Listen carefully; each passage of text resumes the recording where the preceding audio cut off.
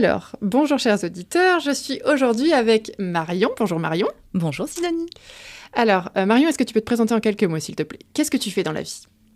Voilà, quelques mots, ça va être difficile. Ouais, vas-y. Ok, donc moi je suis Marion, je suis naturopathe et phytoaromatologue en fait, en Normandie près de Caen. J'accompagne plus particulièrement en fait les personnes qui souffrent de troubles alimentaires à se réconcilier avec leur alimentation et avec elles-mêmes en fait. Ok, donc quand tu dis, alors je vais revenir dans l'ordre, tu as dit tu es naturopathe et... Phytoaromatologue. Alors, est-ce que tu peux nous en dire un peu plus déjà sur tout ça? Qu'est-ce que ça veut dire en fait imagine quelqu'un qui ne connaît pas du tout ces outils-là. Quelles sont les choses que tu pourrais leur expliquer pour savoir à quoi s'attendre quand on vient te voir? Ok, en fait, tout ce qui est phyto, c'est autour de la plante, en fait, parce que ça, c'est une grande passion aussi. Donc, c'est des accompagnements autour des plantes. Donc, les plantes, c'est-à-dire des huiles essentielles, choses comme ça? Alors, ça, c'est plus l'aromatologie. Okay. Aromatologie, donc c'est vraiment tout ce qui va toucher les huiles essentielles. La phyto, c'est tout ce qui va toucher les autres types, on va dire, comme les tisanes, les alcoolatures, voilà, tout ce qui touche autour de la plante, en fait. Ok. Et du coup, donc tu as dit ça, tu as dit que tu accompagnais, donc je retrouve dans l'ordre ce que tu dis, que tu accompagnais donc les femmes qui ont un trouble avec leur alimentation. Oui, c'est ça. Donc est-ce que tu peux nous donner des exemples de troubles? Parce que dans les plus connus, effectivement, il y a l'anorexie, la boulimie. Est-ce que c'est exclusivement ça ou est-ce qu'il y a d'autres choses? Alors déjà, j'accompagne pas uniquement des femmes, en fait. Oui, pardon, je suis partie là-dessus.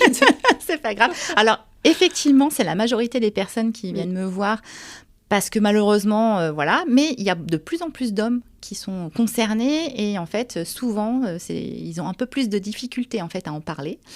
Parmi les troubles alimentaires, effectivement, il y a les plus connus, les principaux qui sont l'anorexie, la boulimie, l'hyperphagie.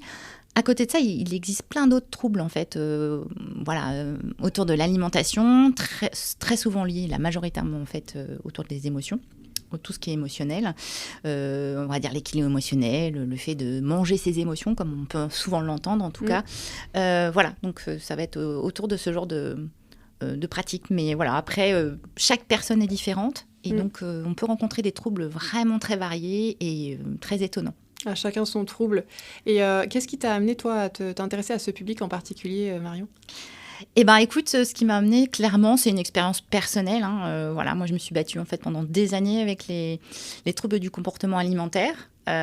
C'est quelque chose qui... j'ai réussi, finalement, mon combat, on va dire. En tout cas, pour moi, j'en suis assez fière aujourd'hui. Ouais, tu peux, je pense. Voilà. Et en tout cas, j'ai à cœur maintenant, en fait, de prévenir, de sensibiliser et d'accompagner, en tout cas, des personnes qui ont pris conscience, en fait, de leurs problématiques.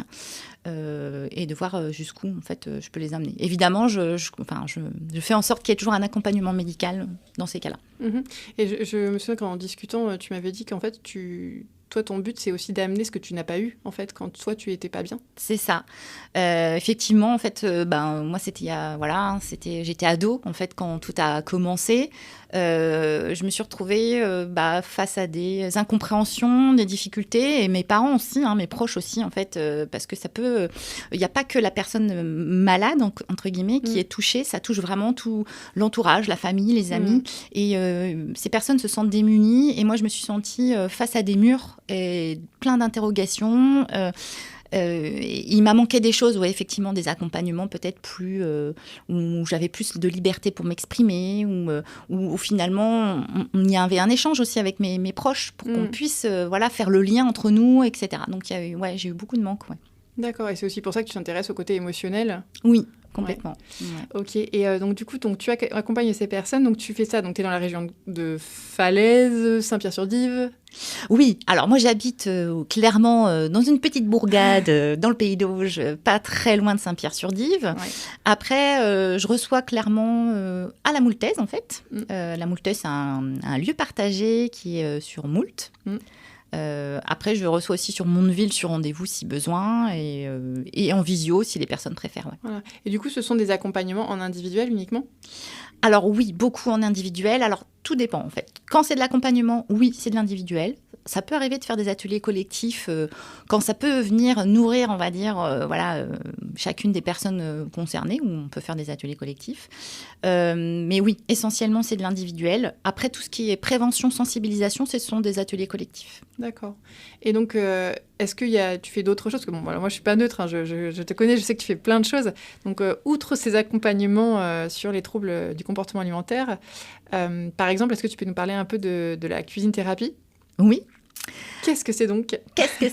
Alors, la cuisine-thérapie, alors pour moi, c'est une belle rencontre. En tout cas, ça a été vraiment, ça a clairement changé ma vie, je le dis très souvent. En fait, c'est une méthode qui est issue de l'art-thérapie. En fait, voilà, sauf que le médiateur, finalement, ici, c'est la cuisine. Donc, le fait de faire la cuisine, de préparer des plats? Alors, oui, alors finalement, de la cuisine, mais sans recette. C'est vraiment ça qui est important, c'est qu'on n'est pas là pour apprendre à cuisiner, on n'est pas là pour vous dire quoi faire finalement. On est là pour laisser s'exprimer ses émotions. C'est un terrain de jeu, un terrain d'expression en fait. Et ce qui est super avec la cuisine, c'est que c'est accessible à tous, parce que finalement, on a tous une cuisine chez soi. Et puis que cuisiner, c'est pas forcément du top chef, quoi. Il faut aussi désacraliser ce côté-là et de se dire que finalement, cuisiner, c'est tout simplement accommoder un plat pour qu'il soit, on va dire, comestible. Mais voilà. À notre goût, ouais. Ouais. Mais l'idée première de ces ateliers, c'est vraiment se créer un espace de créativité, laisser parler ses expressions, enfin ses émotions, s'exprimer. Et il se passe plein de choses. C'est très puissant comme outil. Hein. Ouais, en gros, c'est une table où il y a plein de nourriture, c'est ça? Et tu donnes un thème? Comment ça se passe? Je suis curieuse. Comment ça se passe exactement? Écoute, tu vas expérimenter un atelier. J'espère que je viens de voir un P4. Mais alors, comment se passe un atelier de cuisine-thérapie? Alors, tout dépend. Quand c'est de l'individuel ou du collectif, en fait, voilà, on peut pas... L'idée, c'est qu'il y a un échange en amont. En fait, on définit l'objectif, pourquoi on fait cet atelier, c'est quoi la raison de l'atelier. Et quelles sont les raisons pour justement faire cet atelier? Eh bien, en fait, il y a plein de raisons possibles. On peut venir parce qu'on n'a pas confiance en soi. On peut venir parce qu'il y a une problématique en lien avec l'alimentation. Oui, en fait, c'est ça, c'est que c'est pas obligatoirement une problématique liée à l'alimentation pour pouvoir faire de la cuisine-thérapie. Tout à fait. La cuisine-thérapie, c'est vraiment, c'est vraiment comme de l'art-thérapie, sauf que le médiateur, c'est la cuisine et que c'est ouvert à tout type de choses, en fait. On peut créer des parcours, je vois bien là, nous, dans l'école cuisine-thérapie, il y a plein de praticiens déjà qui sont... en route et qui font diverses... Il y a le burn-out aussi qui est accompagné, c'est un sujet vraiment de prédilection. Et en fait, là, on va lâcher avec le mental, en fait, en passant par le biais de l'action, en fait. Et du coup, ça permet d'exprimer des choses, d'avancer et d'amener, en fait. On accompagne, en fait, à des prises de conscience. On n'est pas là pour analyser, pas du tout. Hein. On est vraiment là pour que les gens comprennent que c'est eux qui sont, qui ont les choses en main, en fait. Et c'est hyper intéressant, ouais. Ok. Je continue de ce que je connais sur toi. Je crois que c'est la photothérapie. Oui. C'est ça? Tu fais toujours ça? Oui, alors en fait, c'est en général, j'utilise beaucoup dans le programme un petit peu mon alchimie, qui est vraiment liée aux troubles alimentaires, parce que c'est une approche globale. La photothérapie, alors il y a plusieurs type de photothérapie. Oui, dis-nous comment tu l'as fait. Voilà. Moi, c'est pas je vous maquille, je vous fais super belle et on y va. Pas du tout. C'est plus une approche, on va dire, de libération émotionnelle. On va travailler sur de la photo lumière naturelle, sans maquillage. Donc c'est toi qui prends la photo de la personne. Oui, tout à fait. Vous face à vous-même, finalement. Et c'est pas si facile que ça. En tout cas, je le fais jamais dans une première intention, mais en tout cas, si vous êtes ouvert à ça. Voilà, ouvert à ça, il y a un échange qui se fait. Souvent, c'est lié à des problématiques d'image de soi, où finalement, on a du mal à se regarder. Il y a aussi tout ce qui est approche au niveau du miroir, donc l'acceptation de son corps. Et il y a aussi un petit peu de l'autoportrait. Alors, ça peut être un jeu, une mise en scène aussi, pour s'approprier son image. Lorsque, déjà, on a un problème avec son image, mais aussi, par exemple, quand les choses de la vie font que notre image est modifiée. Alors, je prends un exemple du cancer, par exemple. On va, lors de chimio, etc., il y a la perte des cheveux chez les femmes, notamment. Alors, il n'y a pas que ça, mais ça peut être la perte de poids, la prise de poids, ça peut être plein d'autres choses. Et du coup, c'est très difficile. Il y a cette perte de confiance, etc. Et du coup, c'est aussi une occasion de réapprivoiser, c'est ça. Merci, Sidonie. Je t'en prie. Son corps, en fait, de manière un peu ludique, un peu, de se mettre un petit peu très doucement au rythme de la personne, en fait, et de pouvoir se réapproprier, en fait, de s'habituer, d'apprendre à se connaître, de se reconnaître. En fait, tous ces outils-là, finalement, c'est différents angles d'attaque, entre guillemets, pour aller vers l'écoute de soi, la connaissance de soi. Oui, beaucoup. Alors évidemment, il y en a plein d'autres, mais en tout cas, l'idée, c'est vraiment, il y a toujours une approche émotionnelle, il y a toujours cette approche aussi de connaissance de soi et d'acceptation de soi, parce que du coup, ou de réconciliation même de soi, parce que finalement, on est beaucoup, on se rend compte autour de soi que la confiance en soi, c'est pas, et l'estime de soi, c'est pas la même chose, et qu'on sent que c'est pas toujours là, et qu'il y a beaucoup, alors essentiellement des femmes en tout cas, qui souffrent de ça, et voilà, l'idée, c'est de les accompagner à avancer. Ok, et donc là, je vais aborder un sujet un peu chaud en ce moment. Tu as un autre outil, Marion, qui est la naturopathie, donc. Oui. Qu'est-ce que tu peux nous en dire aussi de la naturopathie aujourd'hui? Comment tu t'en sers? Qu'est-ce que tu penses de cet outil, toi? Comment ça se passe aujourd'hui, justement? Parce que c'est pas toujours simple. C'est pas un outil qui est simple à utiliser aujourd'hui. Effectivement. Alors, la naturopathie, alors c'est vrai que très souvent, on me pose la question, mais c'est quoi la naturopathie? Donc, la naturopathie, finalement, on accompagne en fait les personnes à devenir actrices de leur bien-être. En fait, voilà. Nous, on est juste des accompagnants. Alors clairement, on n'est pas médecin. Nous ne sommes pas une médecine non plus alternative ou douce, en fait. On est vraiment là dans un but, en fait, de prévention, essentiellement. Réapprendre, on va dire, en termes d'hygiène de vie, au niveau de gestion du stress, etc. L'idée, c'est vraiment d'accompagner les gens, en fait, à prévenir, finalement, à éviter d'être malade ou éviter ce genre de choses. Alors, bien souvent, effectivement, on vient voir un naturopathe parce qu'il y a déjà des choses qui ne vont pas forcément. Après, nous, dans l'idée, on n'a pas de baguette magique. Voilà, on n'est pas on n'est pas ce genre de choses non plus. Quand les gens viennent nous voir, on leur dit que c'est eux qui vont être acteurs, que nous, finalement, on va leur donner des clés. Alors essentiellement autour de l'alimentation, quelques conseils naturels, prendre soin de soi tout bêtement finalement. Donc rien de très révolutionnaire finalement dans l'accompagnement de naturopathe. Après, est-ce que les gens sont prêts ou pas à faire ces démarches-là et à mettre des choses en place? Voilà. Donc l'idée, c'est de faire les choses petit à petit en fonction de la personne aussi, parce que du coup, chacun va aller de son petit pas. Et donc, l'idée, c'est aussi de... Voilà, donc c'est un peu du coaching, quoi, finalement, pour accompagner à être bien dans sa peau, voilà. Ok. Et du coup, aujourd'hui, est-ce que c'est simple d'être naturopathe, Marion? Eh ben non, Sidonie, ce n'est pas simple d'être naturopathe. Juste, pour nos auditeurs, Marion est un peu en colère en ce moment. Alors, Oui, alors je suis un peu en colère parce que du coup, il y a beaucoup d'amalgame qui est fait autour de la profession de naturopathe. C'est vrai que finalement, alors beaucoup de personnes assimilent le naturopathe à, je sais pas, quelqu'un qui dirige une secte, un charlatan, etc. Et du coup, c'est dommage parce que moi j'ai été formée sur plusieurs années en fait avec une école certifiée. C'est un bel outil. C'est un bel outil et je trouverais dommage d'en priver en fait les personnes autour de nous. Alors effectivement, c'est dommage d'avoir aussi un manque de reconnaissance en fait, parce qu'effectivement, encadrer, c'est sécuriser. Nous, on demande que ça finalement, qu'il y ait du cadre de mise pour protéger finalement les utilisateurs, les clients, les personnes qui viennent nous voir, pour éviter qu'ils se fassent avoir, parce qu'effectivement, il y a des personnes malheureusement qui font des choses pas bien. Mais ça, c'est pas que en naturopathie finalement. Et non, ça c'est partout, on est bien d'accord, Sidonie, mais comme on a un manque de reconnaissance, on a des difficultés par rapport à ça. Et l'idée, c'est que voilà, on est en train d'essayer de se faire reconnaître. En tout cas, on aimerait qu'il y ait des cadres de poser pour se dire qu'est-ce que on peut faire, qu'est-ce que n'est pas autorisé de faire et comment on peut le faire de façon sécurisante. C'est vraiment ça, l'essentiel, ne pas nuire en fait à la personne, et on n'est pas du tout là pour ça. Et voilà, donc j'insiste vraiment sur le fait que nous ne sommes pas, on travaille en complémentarité finalement avec d'autres pratiques. Au contraire, on est là pour, il y a les techniques manuelles, pourquoi pas avec le médecin. Enfin, je veux dire, s'il y a un échange, il y a certains médecins qui sont assez ouverts à ces techniques parce qu'ils ont bien compris en fait que finalement on n'était pas là, on n'a pas du tout le même rôle. Non, c'est très complémentaire au contraire. Et on n'est pas là pour ça, quoi. Donc voilà. D'accord. Ça va mieux? Je sais pas, écoute, merci en tout cas de m'avoir non, mais je comprends que ce soit compliqué. Et, pour moi, de mon point de vue à moi, c'est vrai que je trouve que c'est un bel outil quand je vois en tout cas comment toi tu peux l'utiliser ou d'autres personnes que j'ai pu connaître. Donc c'est vrai que c'est dommage. Ok, donc tu as beaucoup d'outils. Donc Marion, tu es quelqu'un qui aime toucher un peu à tout, qui aime te former à plein de choses, tu aimes aller au bout des choses. Ça, c'est quelque chose c'est comme ça qu'on pourrait te décrire, je pense. Oui, c'est une très bonne définition. J'avoue que je suis un peu une touche à tout. Tu as toujours été comme ça? Ouais.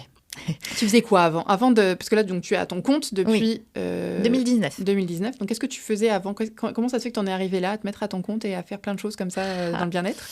Eh bien, écoute, c'est pareil. J'ai eu plusieurs métiers avant. Ah bon? Surprenant. C'est étonnant. J'ai travaillé en fait... voilà, tout commence au lycée. On demande de savoir quoi faire dans ta vie. Clairement, ça a été très compliqué de faire un choix.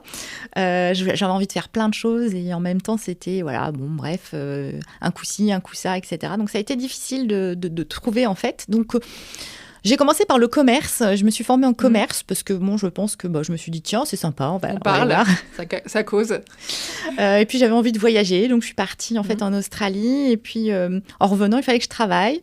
Enfin, il fallait que je me paye mon voyage et il fallait que je travaille. Donc, j'ai commencé à travailler en restauration. Et en fait, j'y suis restée pas mal d'années parce que du coup, j'ai découvert un métier génial. Tu faisais quoi en restauration? Eh bien, écoute, j'ai fait du service, j'ai fait un peu de cuisine, j'ai fait un peu de tout parce que finalement, j'ai commencé comme ça, en sans trop y réfléchir au départ. Comme ça. Et puis, en fait, j'ai évolué au sein de structures de restauration.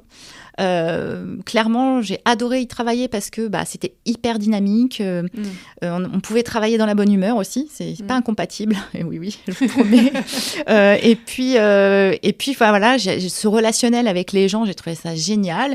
Et puis, on fait tout. Tout le monde, alors quand beaucoup de personnes vont dire oui, en restauration, tout le monde peut. Non, tout le monde ne peut pas faire correctement ce métier. Faut se le dire. C'est un métier qui est difficile, pas bien reconnu malheureusement. Faut travailler à l'envers un peu de tout le monde. On fait beaucoup d'heures, mais c'est un métier génial, quoi. On a un super relationnel. On va travailler aussi. On fait de la vente. À côté de ça, on va aussi travailler. Enfin voilà. En tout cas, petit soin des gens. Oui, c'est ça. Il y a beaucoup de choses. Et puis le moment du repas, c'est un moment convivial. On partage des moments de vie. Moi, je me souviens, j'ai partagé des moments de vie fantastiques avec plein de clients et voilà, je regrette pas du tout. Ça a été très formateur pour moi. Donc, tu as fait ça combien de temps, du coup? J'ai fait ça pendant 7-8 ans. Ouais. Et puis, un beau jour où, effectivement, j'ai eu aussi envie de me poser un peu plus parce que les horaires ont fait que, voilà. Ouais, mais le lien à la restauration, l'alimentation, tout ça, c'était vraiment quelque chose qui me plaisait. Donc, en fait, je suis partie dans le commerce... en tant que commerciale, en fait, dans l'alimentaire pour des restaurateurs. Donc, je n'étais pas trop loin quand même. Oui, c'est ça, tu t'es pas trop éloignée. Ouais. Et donc, un autre métier aussi, j'étais dans le fruit et légumes. Donc, pareil, j'ai découvert un métier passionnant et j'ai appris énormément. Parce que du coup, le fruit et légumes, ça bouge tout le temps. J'ai découvert des produits. Bref, pour moi, ça a été une belle découverte aussi, la rencontre avec plein de producteurs. Des choses moins bien évidemment, puisque chaque métier, il y a des hauts et des bas. Il y a eu des hauts, des bas. Après, des difficultés aussi en tant que femme, dans les postes d'encadrement aussi. Et puis, clairement, en entreprise, on voit bien que la place de la femme n'est pas encore pleinement égalitaire. Et donc ça a été aussi un de mes combats. Parce que je trouve que c'est dommage finalement d'être dans certains métiers un peu misogynes ou des a priori avec du potentiellement enceinte. Bref, donc je vous en parlerai pas plus que ça, mais en tout cas j'ai eu des belles des choses qui m'ont vraiment marquée, qui ont fait que j'ai eu cette confrontation et en me disant non, je cautionne pas, en fait, j'ai pas envie de continuer à travailler dans... C'est pour ça que tu es partie? Oui, alors aussi parce que j'ai envie... parce que j'avais plein de projets et puis j'avais envie de me lancer, en fait. J'ai toujours voulu me lancer. Alors ça, c'est toujours depuis petite, en fait. Je me suis toujours dit un jour que j'aurais, je ne sais de quelle manière. Ouais.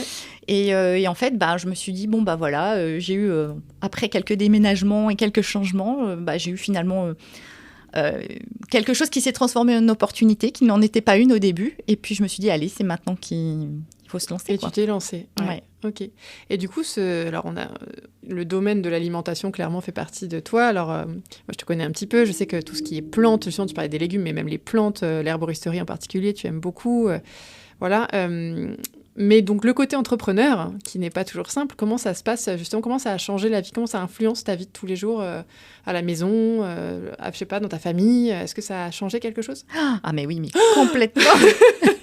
Alors, la vie d'entrepreneur, alors ceux qui ne sont pas entrepreneurs, ils se disent « Ah, c'est génial, tu fais ce que tu veux, quand tu veux, c'est top, etc. etc. » Alors oui, Certes. effectivement, certes, nous avons une liberté. Après, l'entrepreneuriat, c'est notre bébé, quoi. Et clairement, on est à 500%. Alors, pas tout le temps, mais en tout cas, on essaye. Et donc, on est hyper investi. Ça demande un temps de malade. Et puis, quand on est passionné, évidemment, on a envie que ça marche. Donc, oui, ça a été pas toujours rose. Et effectivement, c'est beaucoup de temps, de sacrifice aussi au niveau familial, au niveau des amis aussi, moins de temps disponible, etc. Donc là, maintenant, j'en suis plutôt à trouver l'équilibre. Oui. Parce que finalement, au début, c'est ça. On se lance à fond de cale, etc. Et puis, il y a des gens qui sont heureusement là pour vous dire « Attends, prends un peu de hauteur, regarde un petit peu ce qui se passe. » Ouais. Et ces gens-là, on leur dit merci. Vous entendez, elle dit merci à ceux qui se sentent concernés. En tout cas, merci. Moi, en tout cas, je suis très heureuse qu'on m'ait justement permis de lever le nez et de se dire qu'il n'y a pas que mon travail, même si c'est un métier passion, il y a aussi les gens autour. Et du coup, voilà, là, je suis plutôt à cette recherche d'équilibre entre vie personnelle et vie professionnelle, parce que je sais que mon conjoint, mes proches, etc., ont pas mal subi quand même, m'ont beaucoup soutenu. Et j'ai eu cette chance énorme d'avoir ce soutien infaillible de mes proches. Et je leur dis encore merci, mais ouais, ça, c'est important, ouais. Ok. Et tu t'es sentie comprise dans ton entrepreneuriat ? Alors, pas toujours. Parce que c'est un statut particulier, il faut le vivre, je pense.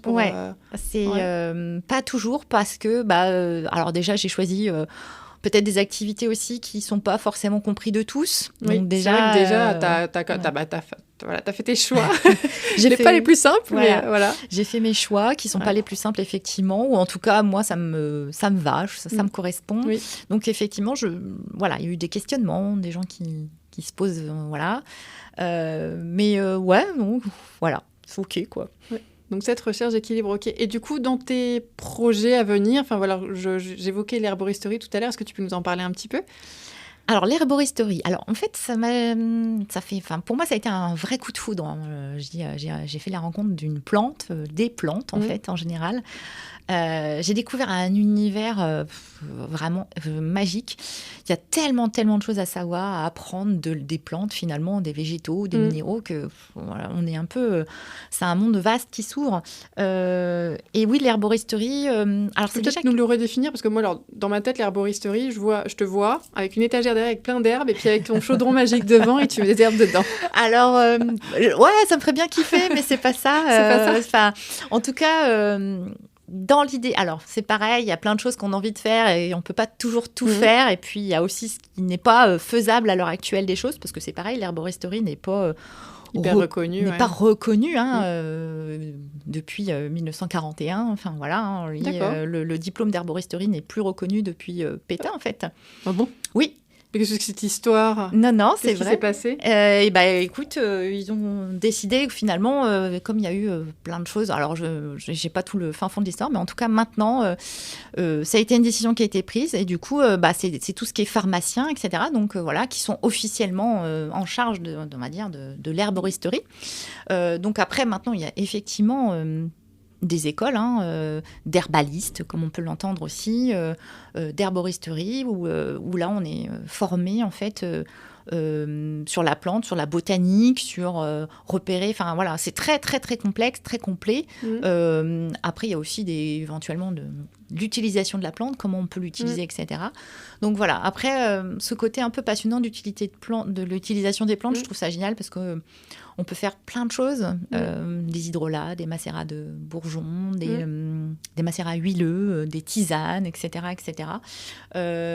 Aussi bien pour se faire plaisir, finalement, parce que du coup, il y a des goûts, il y a beaucoup de choses comestibles que les gens ne s'imaginent pas. Donc, moi, j'utilise beaucoup autour de la cuisine, des ateliers cuisine et plantes. Et des orties, l'ail des ours, des choses comme ça. Voilà, et puis même d'autres plantes un peu moins connues, parce que du coup, il y a plein de choses envisageables, en fait. Et voilà, donc l'herboristerie, un peu au sens large du terme. En tout cas, oui... T'as envie de développer cette partie. J'ai vraiment envie de développer cette partie parce que ça me fait plaisir. Plus que ça j'adore en fait. Là, tu vois bien, il me semble que tu as un oracle sur les plantes aussi, non ? Oui, alors oui, j'en ai pas mal, mais oui, T'en as plusieurs.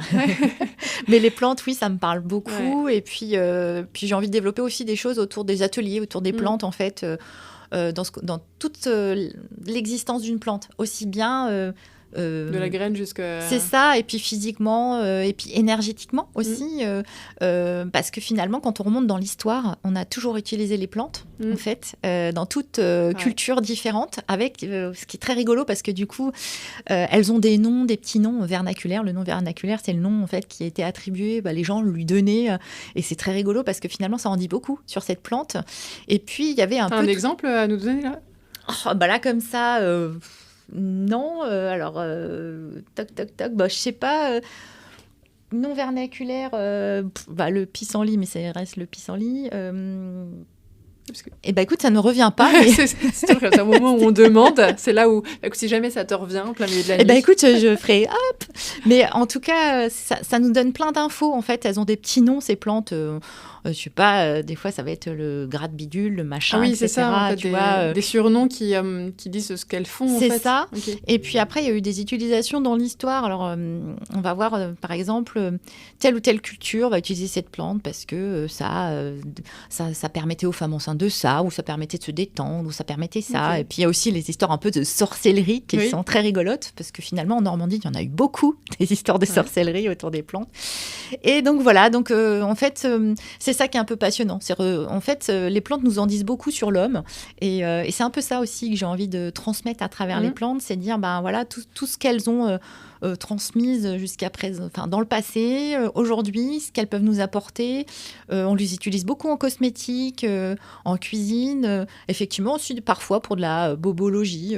Voilà, en tout cas, il y a plein de choses de possibles.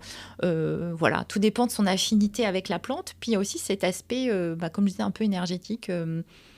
Parce que y a plein de choses derrière. Une plante peut avoir cet aspect, par exemple, elle va nettoyer ou protéger pour des choses, et elle va avoir aussi cet aspect énergétique en fait de protection. Je sais pas, souvent les personnes âgées, elles mettaient du laurier en fait dans les tiroirs, par exemple, etc. Ou sur les murs du laurier qui avait été béni. C'est ça en fait. Donc du coup, voilà, toutes ces petites choses-là sont hyper chouettes, et puis du coup, voilà, on peut se faire ces petits trucs perso, quoi. Ouais, ces petites routines. Ouais, okay. C'est ça. Ok, donc en fait, on t'aimerait bien dans l'idée de pouvoir transmettre aux gens pour que les gens puissent, eux, s'approprier les plantes qui les intéressent et les mettre dans leur routine de tous les jours, quoi. Oui, par exemple, en tout cas, l'idée, c'est de se dire, souvent, dans notre jardin, je commence déjà par la base, parce que j'ai appelé ça pendant un temps trésor de nos jardins, mais au final, toutes les plantes dites, les mauvaises herbes, finalement, sont pas des mauvaises herbes, et il y a plein de trésors qu'on peut utiliser pour faire plein de choses. Des macérats de pâquerettes, voilà, le pissenlit, l'ortie, ce sont des plantes formidables. On voit partout. On les voit partout, le trèfle, enfin bon, il y en a. Facile à reconnaître en plus. Oui, c'est ça. Voilà, en tout cas, l'idée, c'est de travailler autour de plantes sécurisantes, parce qu'évidemment, les plantes, il faut les connaître. Il y a aussi des dangers à l'utilisation des plantes, donc c'est important aussi d'être formé, ou en tout cas d'être vigilant. Ne pas faire n'importe quoi, parce que du coup, souvent, les gens disent, les plantes, c'est... Non, il faut être vigilant à l'utilisation. La priorité, c'est déjà de connaître les plantes qui sont toxiques, ou en tout cas où il peut y avoir des dangers. Donc, on évite ce genre de famille. Comme ça, au moins, voilà, on explique. De pas se planter. Voilà. Et puis, ce serait dommage. Ce serait, oui. Et puis après, on explique pourquoi, les raisons, etc. Mais en tout cas, oui, effectivement... Voilà, c'est important d'être formé. Ouais. Ce serait bien que tu interviennes dans les écoles pour que les enfants ils apprennent tout ça. Ce serait génial. C'est pas demain, je pense que d'ici à ce que ça se mette en place, ce genre de truc, mais ce serait super. Ok, une dernière question. Voilà, j'ai débordé du temps qu'on s'était mis, forcément. Dernière question pour conclure. Marion, quel serait le message que tu aurais envie de donner aux gens qui ont conscientisé justement quelque chose qui ne va pas, mais qui n'osent pas aller voir quelqu'un? Qu'est-ce que tu pourrais leur dire là maintenant? Alors, qu'est-ce que je pourrais leur dire ? Déjà, le fait d'avoir conscientisé, bravo, parce que là, vous avez déjà franchi une très belle étape. Donc déjà, il faut prendre le temps d'intégrer, parce que du coup, très souvent, en fait, il y a cette prise de conscience, et entre la prise de conscience et le premier pas pour aller voir quelqu'un, il se passe parfois du temps. Et c'est normal. Et c'est normal, donc il ne faut pas culpabiliser par rapport à ça. Après, il faut oser en parler. On a peut-être des personnes autour de vous. En tout cas, je vous invite vraiment à oser en parler à peut-être un proche, un ami, une personne de la famille de confiance, un médecin, un thérapeute. Voilà. En tout cas, je vous invite vraiment à en parler. Et puis, quand vous vous sentirez prêt, de regarder en fait ce qui vous appelle. Parce que du coup, chaque personne est différente. Donc, on va être appelé à une pratique. Voilà, certains, ça va être, je veux voir un psychiatre, un psychologue. Certains, ça va être, j'ai envie de me faire masser parce que ça me fait plaisir. D'autres, j'ai envie de faire de la sophrologie ou j'ai envie de faire du sport. Enfin, voilà, en fait, il n'y a pas de mauvaise chose. En tout cas, ce qui est important, c'est de s'écouter. De s'écouter. Ouais. Et quand on a pris conscience, déjà, c'est un beau chemin parcouru et de continuer, de ne pas lâcher, en tout cas.